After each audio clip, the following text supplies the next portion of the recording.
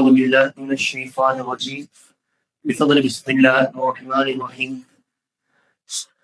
نحمد الله العظيم ونصلي ونسلم على سيدنا محمد رسول الله صلى الله عليه وسلم وآله وأصحابه أجمعين أما بعد قد قال الله تعالى في محكم التنزيل بعد أعوذ بالله من الشيطان الرجيم بفضل بسم الله الرحمن الرحيم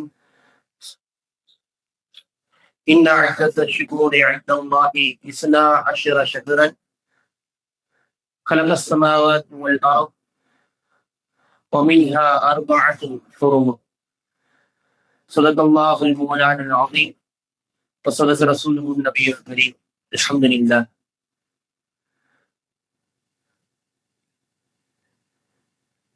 இந்த உலகில் படைக்கப்பட்டிருக்கின்ற எல்லா வகையான உயிரினங்களும்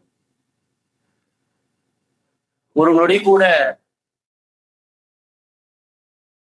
அல்லாஹ் தஆலாவை விடாமல் புகழ்ந்து கொண்டுதான் இருக்கின்றது.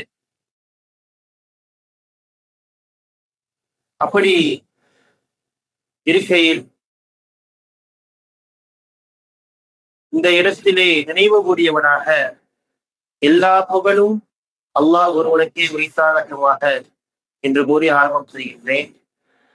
அவருடைய சலாத்தும் சலாமும் எம்பெருமான் முஹம்மது ரசூலை கரீம் ஸல்லல்லாஹு அலைஹி வஸல்லம் அவர்களின் மீதும் அவர்களின் அடிச்சுவடுகளை பின்பற்றி வாழ்ந்து பறைசு மறையாமல் இருக்குகின்ற உத்தம சத்திய சஹாபாக்கள், தாபிஈன்கள், தபஅத் தாபிஈன்கள், உலமாக்கள், ஷுஹதாக்கள், நாதாக்கள் மற்றும் இந்த மஜ்லிஸிலே அமர்ந்திருக்கக்கூடிய நம்மின் மீதும் நம்முடைய பெற்றோர் மீதும் நம்முடைய உற்றார் உறவினர் மீதும் நம்முடைய வீட்டார் மீதும் உண்டாகட்டுமாக. ஆமீன். அல்ஹம்துலில்லாஹ். இந்த ஹிஜ்ரி 1447 ஆண்டிலே நாம் 6 மாதங்களை கடந்து அதனுடைய பகுதியை கடந்து இன்றைய நாள் இந்த ஜும்ஆவிலே நாம் இந்த ரஜபு மாதம் 7வது மாதத்தினுடைய முதல் ஜும்ஆவிலே அல்லாஹ் தஆலா நம்மை எல்லாம் ஒன்று சேர்த்து வைத்திருக்கின்றான்.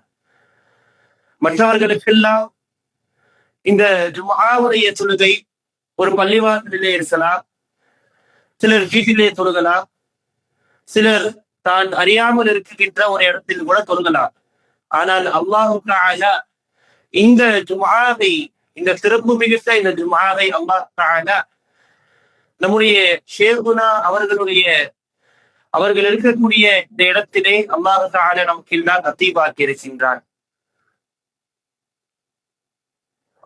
ஷேகுனா அவர்களுடைய துஆ பரக்கத்தெல்லாம் நாம் அவர்களுடைய துஆ பரக்கத்தை நாடி வந்திருக்கின்றோம். எனவே அவர்களுடைய துஆ பரக்கத்தெல்லாம் நமக்கு அல்லாஹ் தஆலா அளிப்பானாக. அல்லாஹ் தஆலா குர்ஆனிலே கூறுவான்,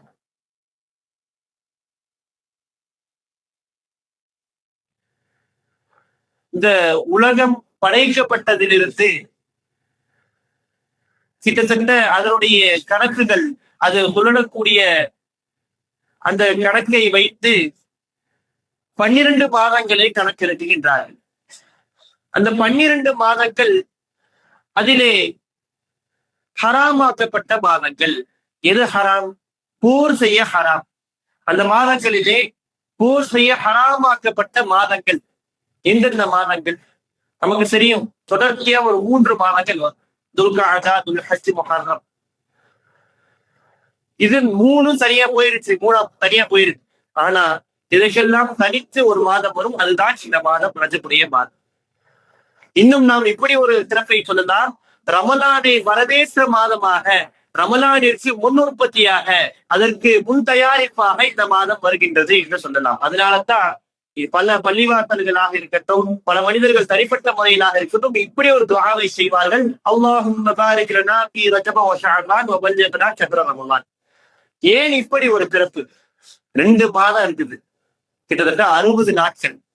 60 நாட்கள் இருக்கையில நம்ம ஏன் ரமலானுக்காக இப்ப இருக்க துஆ செய்யணும்? ரசூலுல்லாஹி ஸல்லல்லாஹு அலைஹி வஸல்லம் அவங்க செஞ்சிருக்கிறாங்க. ஏன் செஞ்சாங்க? ரமலான் மாதத்திற்கு அப்படி என்ன சிறப்பு? ரமலான் மாதத்திலே நாம் இன்றைய இன்றைக்கு நாம் தொழுகின்றோம் என்று சொன்னால், இன்றைய நாளில் நாம் தொழுகின்றோம் என்று சொன்னால், இதற்கு எந்த அளவிற்கு நன்மை கிடைக்குமோ அதையெல்லாம் விட 80 வருடங்கள் தொழுக, 80 வருடங்கள் சொல்லுத நம்பியே அல்லாஹு தஆலா அந்த ரமலானுடைய மாதத்திலே நாம் தொழுகக்கூடிய ஒரு தொழுகைக்கு ஆகி தருகின்றார்.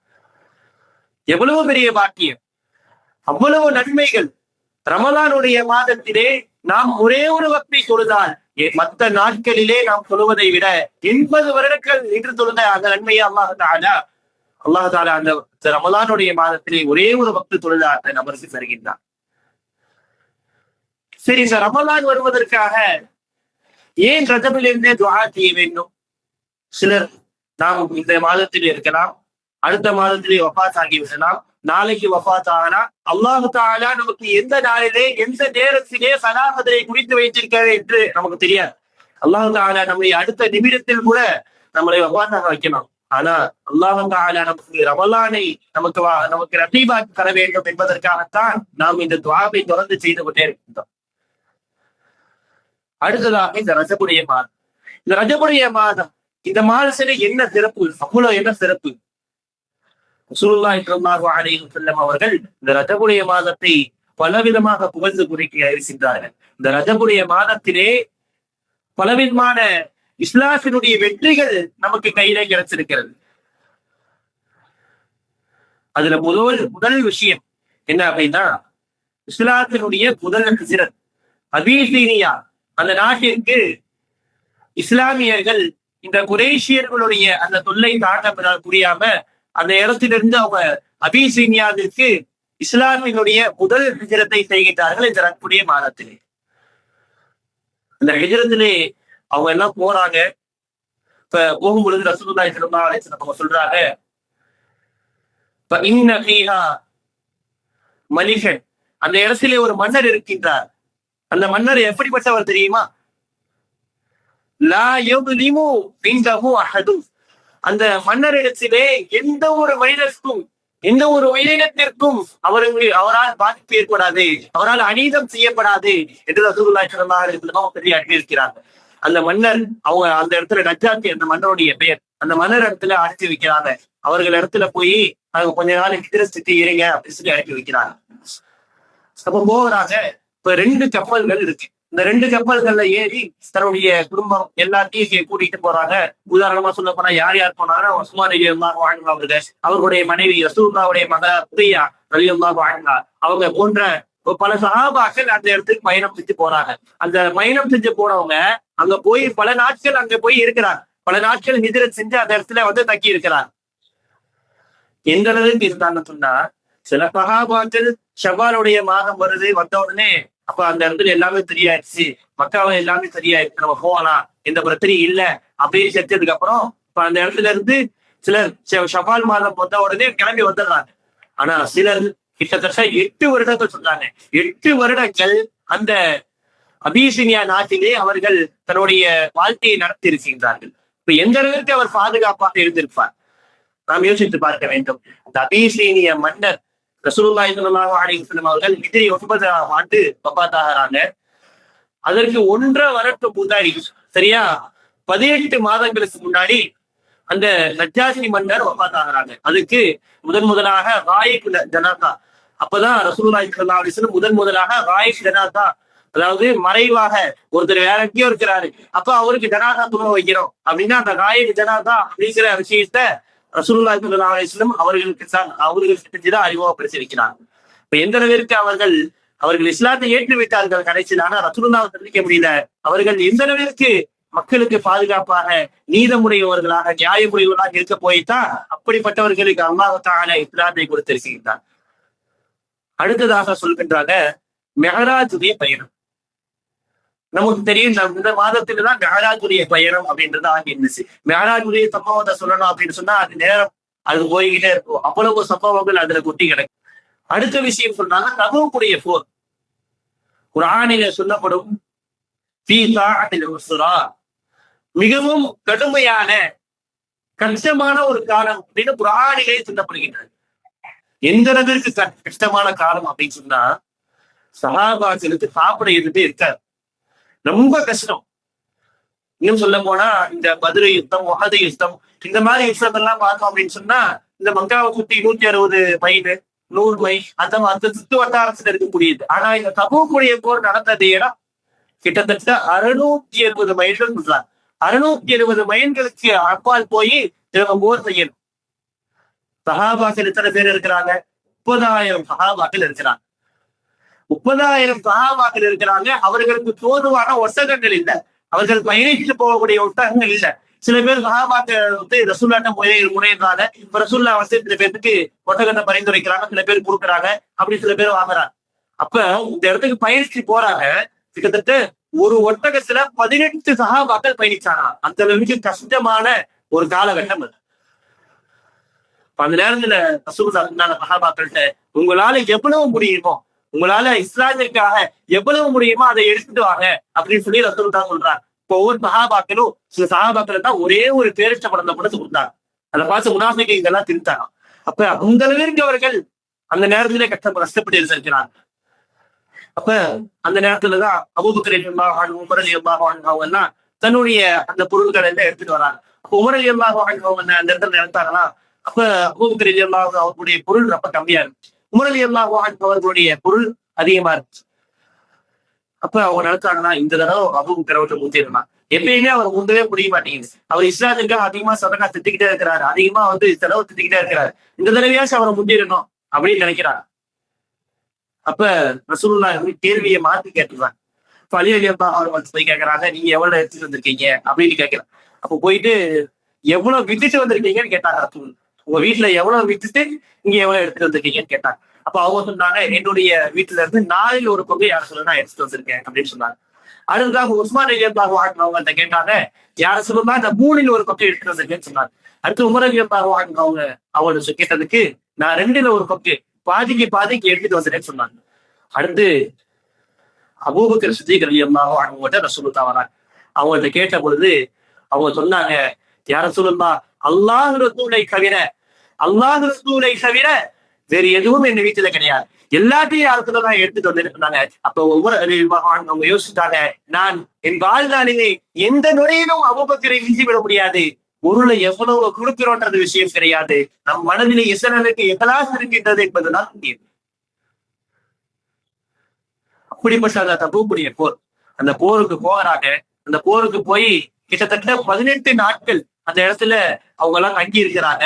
தங்கி இருக்கும் பொழுது அவர்களால ரொம்ப கஷ்டமான சூழ்நிலை போய்கிட்டே இருக்குது. இப்ப ரசூலுல்லாஹ் வந்து ஒரு கட்டத்துல சஹாபாக்கள் எல்லாம் சொல்றாங்க, இந்த மாதிரி ஒரு கடுமையான காற்று வீச போகுது, யாரும் இந்த நைட்டு நேரத்துல யாரும் எதிர்த்து வெளியே போயிடாதீங்க அப்படின்னு சொல்றாங்க. இப்ப ஒரு சஹாபிக்கு ஒரு சின்ன சந்தேகம், என்ன இப்படி சொல்றாங்க, ஒருவேளை அப்படிதான் வீசுவோம் அப்படின்னு நினைச்சு வெளியே போய் பாக்குறாங்க. வெளியே போய் காற்றுதான் வீசுலான்னு பார்த்தா அவர்களை அந்த சஹாபிய வந்து அந்த காற்று வேற ஒரு இடத்துக்கு கொண்டு போய் வீசிடுச்சு. எந்த அளவிற்கு அப்படின்னு சொன்னா, அந்த சஹாபி முஸ்லிமா வஃபாத்தானாரா இல்ல முனாஃபிகா வஃபாத்தானாரா இல்ல காத்திரா வஃபாத்தானாரான்னு கூட தெரியல. அந்த அளவுக்கு அவரை தொலைவுல இவங்க பார்க்க முடியாத அளவுக்கு கொண்டு போய் வீசிடுச்சு. அப்படிப்பட்ட ஒரு சம்பவம் அந்த இடத்துல நடந்துச்சு. அதுக்கு பின்னாடி அந்த காத்து இருக்குதுன்னா அந்த காத்து தாங்க முடியாம கிளம்பி போயிடுறாங்க. அந்த தபூக்குடைய யுத்தத்திலேயே ஜெயிக்கிறாங்க சொல்லலாம்.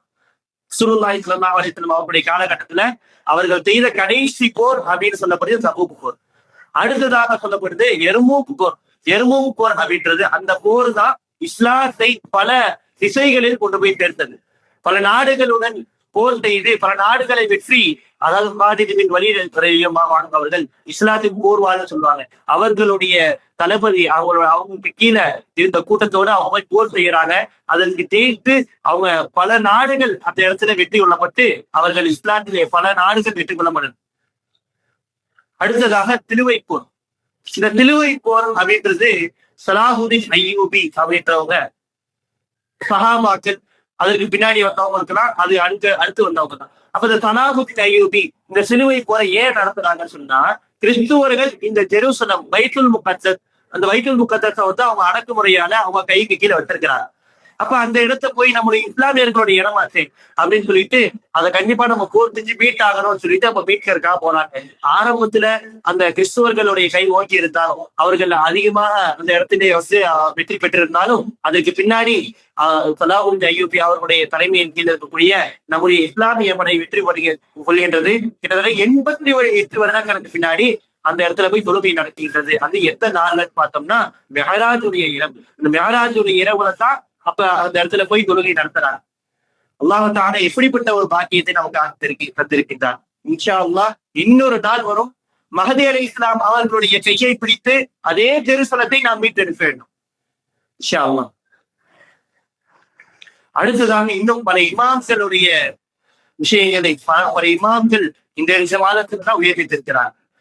இன்னும் சொல்ல போனால் நம்ம அபூ ஹனீஃபா ரஹ்மத்துல்லாஹி அலைஹி நம்முடைய மذஹபுடைய இமாமுல் ஆலம் அவர்கள் இந்த மாதத்துலதான் வஃபாத்தாகி இருக்கிறார். அடுத்ததாக நமக்கு எல்லாம் தெரியும், இமாம் அபூ ஹனீஃபா ரஹ்மத்துல்லாஹி அலைஹி அவர்கள் இறந்த மாதத்திலே தான் அதே நாளைத்தான் இமாம் ஷாஃபி ரஹ்மத்துல்லாஹி அலைஹி அவர்களும் பிறந்தார்கள். இன்னும் ஷாஃபி ரஹ்மத்துல்லாஹி அலைஹி அவர்கள் இறந்த மாதமும் இந்த மாதம் தான். அந்த ஷாஃபி இமாமுடைய அவர்களை அந்த கபரிலே போய் அடக்கிவிட்டு வந்த அந்த தோழர்கள் எல்லாம் சொல்கிறார்கள், நாங்கள் ஷாஃபி இமாமை அடக்கம் செய்துவிட்டு வந்தோம், நாங்கள் ஷாபானுடைய சிறையை பார்த்தோம்னு சொல்றாங்க. அப்ப இந்த ரஜபுடைய கடைசி நாளன்று ஷாஃபி இமாம் அவர்கள் வஃபாத்தாகி இருக்கின்றார்கள். இப்பேற்பட்ட சிறப்புகளை இந்த ரஜபுடைய மாதம் அடக்கி இருக்கின்றது. எனவே இந்த மாதத்திலிருந்தே நாம் ரமலானை அடைவதற்காக அதிகமாக துஆ செய்ய வேண்டும். எனவே நாம் இதிலிருந்து துஆ செய்ய வேண்டும். அல்லாஹும்ம பாரிக் லனா ஃபீ ரஜப வ ஷஅபான் வ பல்லிக்னா ரமலான் என்று துஆ செய்து நமக்கெல்லாம் ரமலானை நசீபாக்கி வைப்பானாக. அல்லாஹ் தஆலா இஸ்ரு நான் இந்த இடத்துல துஆ செய்தவனாக என்னுடைய உரைக்கு சிறையிடுகின்றேன். வ ஆகிரு தஅவானா அல்ஹம்துலில்லாஹி ரப்பில் ஆலமீன். அஸ்ஸலாமு அலைக்கும் வ ரஹ்மத்துல்லாஹி வ பரகாத்துஹு.